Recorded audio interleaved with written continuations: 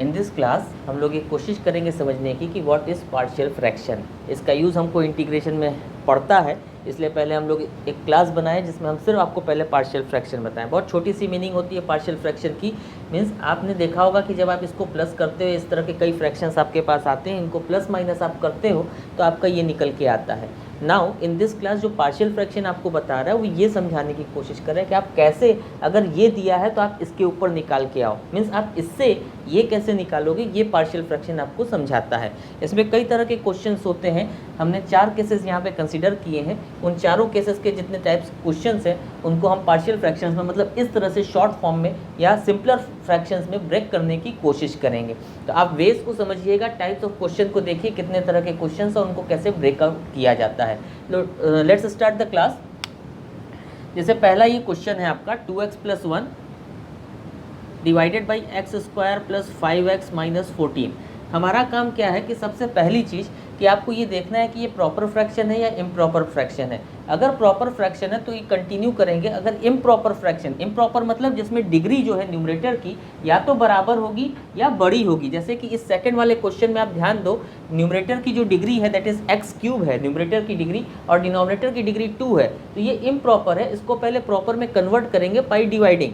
But ये वाला proper है, यहाँ न्यूमरेटर की डिग्री 1 है और डिनोमिनेटर की 2 है, तो ये प्रॉपर फ्रैक्शन है। इसको एज इट इज़ कंटिन्यू करेंगे। तो पहली स्टेप तो यही है कि अगर इम्प्रॉपर है तो उसको प्रॉपर बनाएंगे एंड देन फर्दर सॉल्व करेंगे।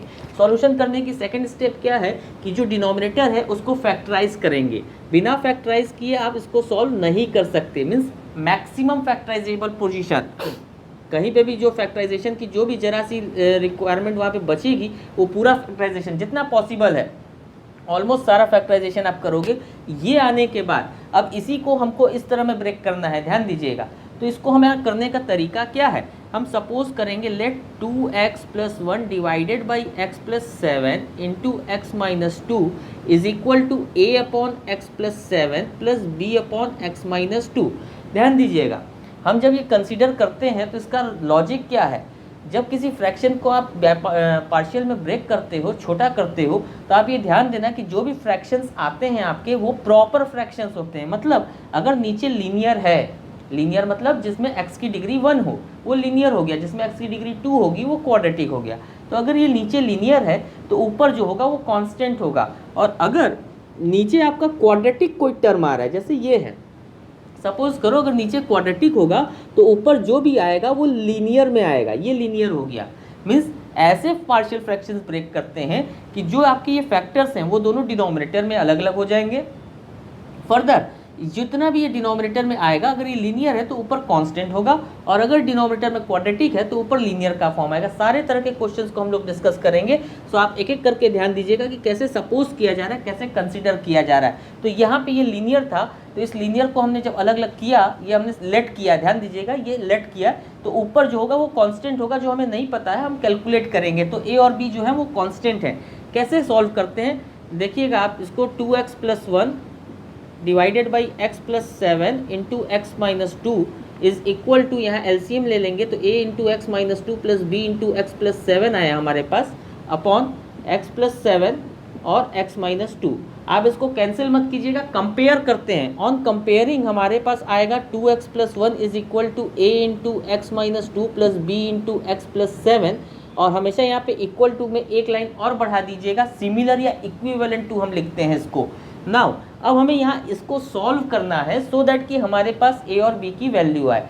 कई मेथड्स हैं इसको सॉल्व करने के लिए, हम एक ईजीएस्ट मेथड आपको बता रहे हैं कि आप यहाँ पे क्या कीजिएगा, x की वैल्यू पुट कीजिएगा, x की वैल्यू दोनों तरफ पुट कीजिएगा to have a and b। कैसे, हम x की वैल्यू देखिए 2 पुट कर रहे हैं, ये x - 2 है, हम यहाँ x की वैल्यू 2 पुट कर रहे हैं। हमारे पुट करने के बाद आप लॉजिक को समझने की कोशिश कीजिएगा। 2 पुट किया हमने दोनों तरफ, तो हमारे पास यहाँ पे आ जाएगा 4 + 1 5, ये 0 हो गया, और यहाँ 2 पुट किया तो ये 9 भी आ गया।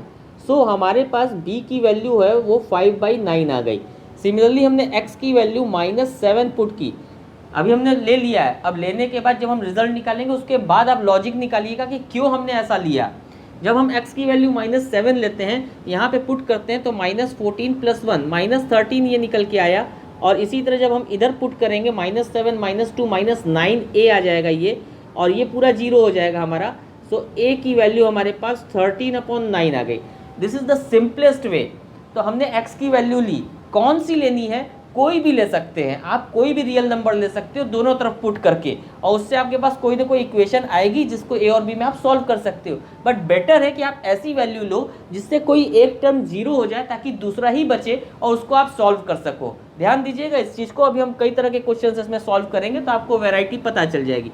ये आपने ए और बी निकाल लिया, क्यों निकाला, यहाँ पे रखने के लिए निकाला, सो दैट कि ये जो क्वेश्चन है वो इस तरह से बट जाए। सो आपका ये क्वेश्चन जो आया 2x+1/x+7 इंटू x माइनस 2, ये आ गया आपके पास a की value 13/9 into x+7 plus b की वैल्यू 5/9 इंटू x माइनस 2। ये आपका पार्शियल फ्रैक्शन में ब्रेक हो गया। दिस इज द वे, जैसे हम किसी भी फ्रैक्शन को दो या दो से ज़्यादा पार्ट्स, जितने फैक्टर्स होते हैं उतने फैक्टर्स में डिवाइड करके अलग अलग प्रेजेंट करते हैं। हम अभी एक सिंपल केस ले रहे हैं, इसी के ऊपर अभी हम दूसरा केस ले रहे हैं। ध्यान दीजिएगा कि सेकंड वाला कैसे करते हैं। ये इम्प्रॉपर फ्रैक्शन है, आप इसको डिवाइड करेंगे तब इसको आगे सॉल्व करेंगे। Let's do that question. Now let's see, second वाला क्वेश्चन था, ये इम्प्रॉपर फ्रैक्शन का क्वेश्चन था। आपको हमने कहा कि बिना डिवाइड किए नहीं होगा। आई थिंक आपको डिवीजन आता होगा, long division method. X cube को हमने x² + 5x + 6 से डिवाइड किया, जो कि क्वेश्चन था हमारा। डिवाइड करके ये रिमाइंडर आया, ये क्वोशिएंट आया। ये लिखना भी आपको आता होगा, आई डोंट नो कि आपको इतना प्रॉब्लम होगी इसको करने में। ये लिख दिया हमने। अब आप देखो कि ये अलग हो चुका है, खाली ये एक फ्रैक्शन है जिसको हमें पार्शियली ब्रेक करना है। हमने इस फ्रैक्शन को उठा लिया, फैक्टराइज कर दिया डिनोमिनेटर को, और इसको ये दो पार्ट्स में लिख दिया जैसे एज यूजुअल हमने पिछले क्वेश्चन में लिखा था, कोई नई बात नहीं है। फिर हमने कंपेयर किया एलसीएम लेके और ये हमारे पास निकल के आया। अब हम यहाँ पुट करेंगे, putting x is equal to, आप बताओ क्या पुट करेंगे दोनों तरफ। आपको याद होगा ऐसी चीज़ पुट करें जिससे कन्वीनियंस हो जाए, जिससे कोई एक जीरो हो जाए। तो यहाँ पे हम x की वैल्यू -3 पुट कर देंगे तो ये जीरो हो जाएगा। आई थिंक इतना आपको समझ में आ गया होगा। सो हम यहाँ -3 दोनों तरफ पुट करेंगे। आप देखो जब -3 पुट करेंगे तो ये हमारे पास आ जाएगा -57 + 30 -27 आ जाएगा, और इज इक्वल टू ये जीरो हो गया, और -5b -3 तो -b, सॉरी -b निकल के आया। तो b की वैल्यू हमारे पास 27 आ गई। लाइकवाइज हम x की वैल्यू अब -2 पुट कर देंगे।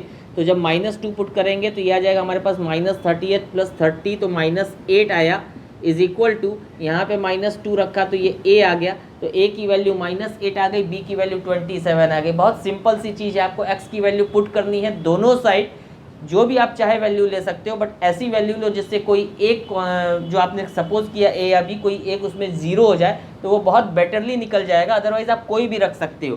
तो जब आपने ये रखा a और b आपके पास आ गया, इसको पुट कर देंगे तो हमारे पास आ गया 19x + 30/x + 2 into x + 3 is equal to, a की वैल्यू -8 है तो -8/x + 2, b की वैल्यू हमारी 27 आई है, सो 27/x + 3, ये इसकी वैल्यू निकल के आई। तो जो क्वेश्चन था, देयरफॉर क्वेश्चन था x³ अपॉन क्या था, x² + 5x + 6 था। This is equal to how much, this is equal to x - 5 plus ये, इसकी जगह हमने क्या निकाला, ये निकाला। तो हम इसकी जगह पे इसको यहाँ पुट कर दें तो ये आ गया -8/x + 2 + 27/x + 3। This is what our partial fraction. ये फ्रैक्शन को डिवाइड कर दिया सिंपलेस्ट फॉर्म में। दिस इज हाउ ये क्वेश्चन सॉल्व हुआ। नेक्स्ट क्वेश्चन पर आते हैं जिसमें रिपीटेड फैक्टर है। Let's see how to solve that question. Let's see this question. इसमें आपके रिपीटेड फैक्टर्स हैं। ध्यान दीजिएगा, जितने भी फैक्टर्स रिपीट करते हैं, जैसे ये रिपीटेड मतलब क्या हुआ कि x - 2 दो बार आ रहा है।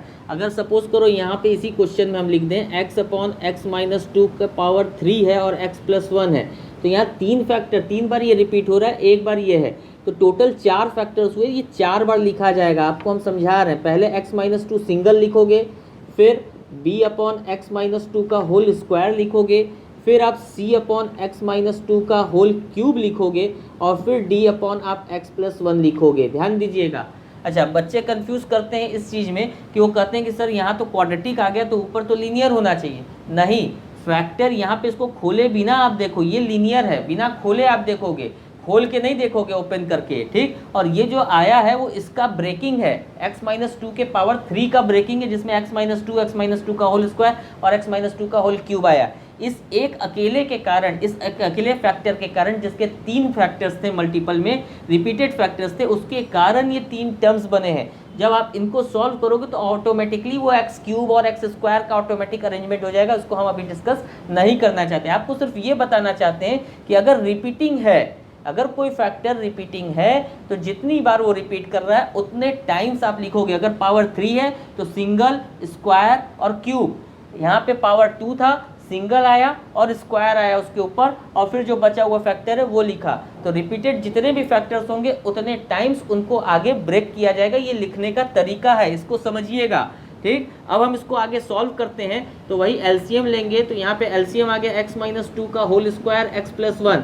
अब एलसीएम लेना आपको आना चाहिए, आई थिंक सो आपको आता है, कंफ्यूज मत होइएगा। अब ये एलसीएम लिया तो ऊपर कितना आ जाएगा, a इंटू x-2 x+1 आया, प्लस b इंटू x+1 आया, प्लस c इंटू x-2 आया होल स्क्वायर। ये आपका एलसीएम लेकर के आ गया। अब इसी को हम लोग क्या करेंगे, कंपेयर करेंगे। कंपेयर इधर वाले टर्म से करेंगे, डिनोमिनेटर कट जाएगा तो x की वैल्यू आपके पास आ जाएगी a into x-2 x+1 plus b into x+1 plus c into x-2 का होल स्क्वायर। इस तरह से ये वैल्यूज निकल करके आ गई। अब यहाँ पे हम सब्सटीट्यूट करेंगे एक एक की वैल्यू। नाउ लेट्स सी, हमने यहाँ पुट कर दिया है वैल्यू। आपको हमने बताया था कि जो कन्वीनियंट हो, बेटर हो, उसको पुट करते हैं। तो x की वैल्यू हमने यहाँ 2 पुट कर दी, जिससे कि ये 0 हो जाएगा और ये भी 0 हो जाएगा हमारा, और ये दोनों 0 हो गया। x की वैल्यू 2 यहाँ पे पुट करेंगे तो 2 + 1 3 आ जाएगा, और x की वैल्यू यहाँ 2 पुट किया। मतलब सारी जगह हमने 2 पुट किया, तो ये खत्म हो गया, ये खत्म हो गया, ये और ये बचा। 2 = 3 भी b की वैल्यू आ गई। लाइकवाइज हमने -1 पुट किया तो हमारे पास c की वैल्यू आ गई। फर्दर जब हम 2 और -1 पुट कर लिए, सारी कन्वीनियंट वैल्यूज हमारे पास हो गई। अब हमें कोई ऐसी वैल्यू नहीं दिख रही जिसको हम थर्डली पुट करें। हम कोई भी पुट कर सकते थे, हमारा मन किया हमने 0 पुट किया, आपका मन करे आप 1 पुट कीजिए।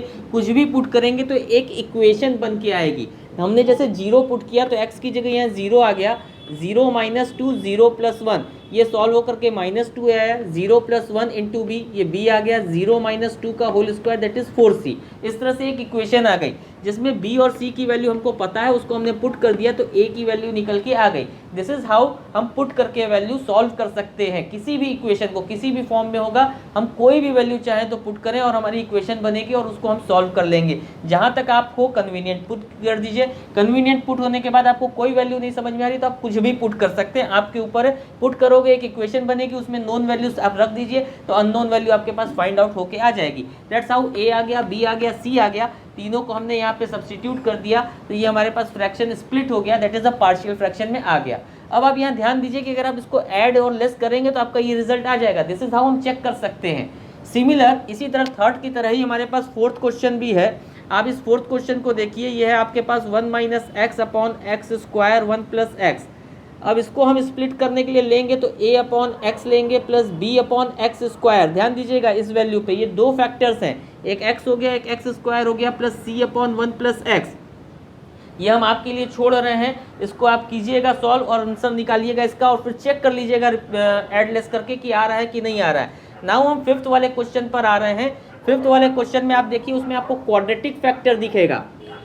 हमने अभी आपको बताया था स्टार्टिंग में कि अगर क्वाड्रेटिक फैक्टर होता है तो ऊपर लीनियर सपोज करना पड़ता है। मतलब क्या हो गया हमारा कि अगर ये हमारा फिफ्थ वाला क्वेश्चन हम ले रहे हैं, x/x+1 × x² + 1।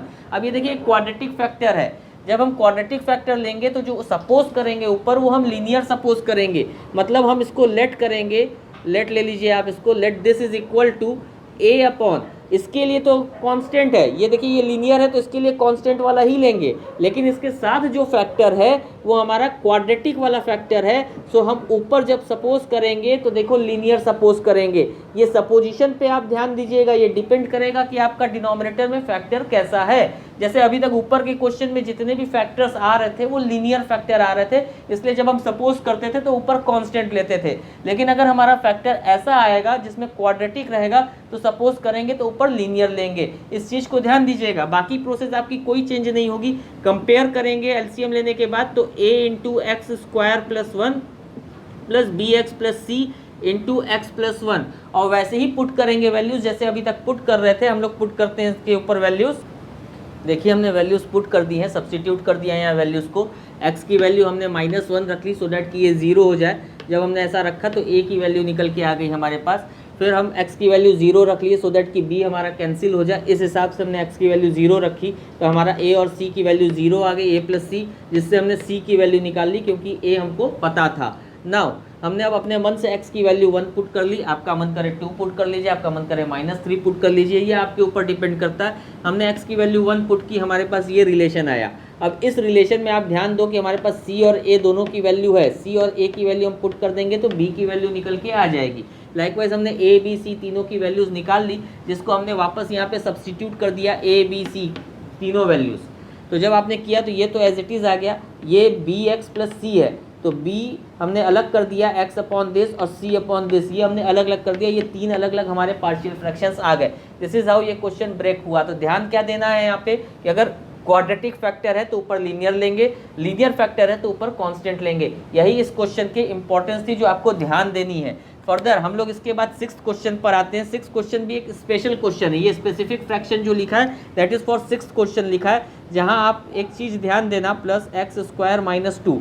यहाँ पे हम लोग जो क्वेश्चन सॉल्व करेंगे इसमें अगर हम फैक्टराइज भी करेंगे तो दोनों क्वाड्रेटिक आ जाएगा, मीन्स ये बहुत कॉम्प्लिकेटेड हो जाएगा अदरवाइज अगर हम सॉल्व करेंगे इसको एज इट इज़। तो हम करते क्या है यहाँ पे कि हम इस क्वेश्चन में लेट कर लेते हैं कि X square is equal to Y. ध्यान दीजिएगा ये इंटीग्रेशन नहीं है कि अब आप इसका differentiate dx is equal to dy में कन्वर्ट करेंगे, not like that, it is a simple fraction.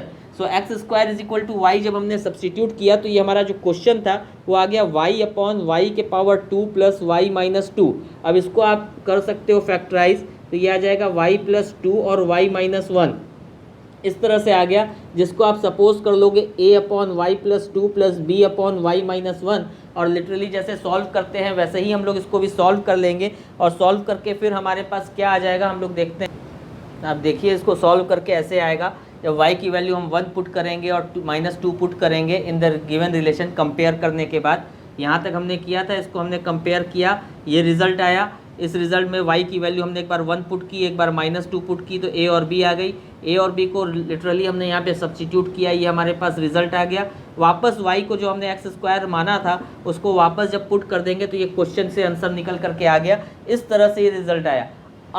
Otherwise अगर आप इसको ऐसे ना करते तो जब आप इसको ब्रेक करते फैक्टराइज करते तो ये जो फैक्टर आता है आपका, ये आता है एक एक्स स्क्वायर प्लस 2 और एक आता है एक्स स्क्वायर माइनस 1, मीन्स ये एक्स स्क्वायर प्लस 2 और फिर ये एक्स माइनस 1 एक्स प्लस 1, ये डी तक चला जाता, ए बी सी डी तक ये ब्रेक होता, ये A X plus B upon this, C upon this, D upon this करके आता, लंबा हो जाता, कॉम्प्लिकेटेड हो जाता। अगर कुछ हम इस तरह से सब्स्टिट्यूट करते हैं तो क्वेश्चन हमारा ईजी हो जाता है और पार्शियल फ्रैक्शन ईजिली निकल के आता है। इसकी इम्पोर्टेंस क्या है, इस चीज़ को पढ़ने की ज़रूरत क्या थी। अगर सपोज करो आपको इसका इंटीग्रेशन करना है या ऐसे टर्म्स का इंटीग्रेशन करना है जो हमने जैसे 5th वाला क्वेश्चन, अगर हमें इसका इंटीग्रेशन करना है तो अगर हम इसका इंटीग्रेशन करेंगे तो ये हमारे लिए बहुत कॉम्प्लिकेटेड इंटीग्रेशन हो जाएगा जिसका अभी तक हमने कोई तरीका नहीं पढ़ा है। अब अगर इसको हम इस तरह से ब्रेक करते हुए यहाँ तक ले आएँ तो अगर हम इसका इंटीग्रेशन अब करें जो हमारा ये ब्रेक होकर के आया तो इसका इंटीग्रेशन आप आसानी से कर सकते हो। ये -1/2 बाहर निकल जाएगा, log ऑफ x प्लस 1 आ जाएगा, ये आपका t ले लेंगे तो ये dt में चला जाएगा, ये भी इजीली इंटीग्रेट हो जाएगा। फर्दर आप इसका भी इंटीग्रेशन 1/x² प्लस 1 का जानते हो, tan इनवर्स x, मीन्स इसको इंटीग्रेशन करने में प्रॉब्लम थी बट जो इसके पार्ट्स आएंगे उसको इंटीग्रेशन करने में प्रॉब्लम नहीं आएगी। And that is the reason कि हमने पहले पार्शियल फ्रैक्शन समझा, अब नेक्स्ट क्लास में हम जाएंगे तो हम इसको कंटिन्यू करके सीधे इंटीग्रेट करना है। तो सिर्फ हमें इंटीग्रेशन लगाने के पहले हमें ये प्रोसेस अब समझ में आ गई तो ये ईजी हो जाएगा। अब इसके बाद हमें सिर्फ इंटीग्रेशन आगे करना है। So this is why, this is the reason हमने एक क्लास पर्टिकुलरली सिर्फ पार्शियल फ्रैक्शन समझाने के लिए दी, आपको प्रोवाइड की। होप आप सबको समझ में आई होगी। Thanks for watching this video and like it and share it.